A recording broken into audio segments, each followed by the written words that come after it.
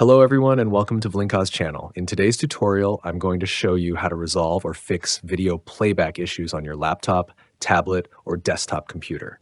This should be a straightforward process, so without further ado, let's jump right in.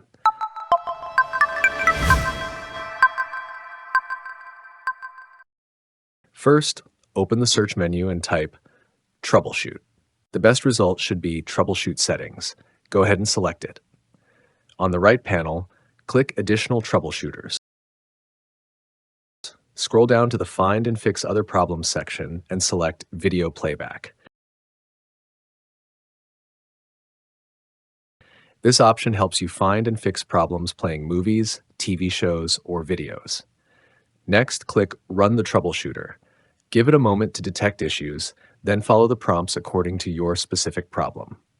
The tool will either guide you on what needs to be installed or fix the issue automatically. It's a simple and effective process. I hope it was helpful. As always, thank you for watching, and I look forward to seeing you in the next one.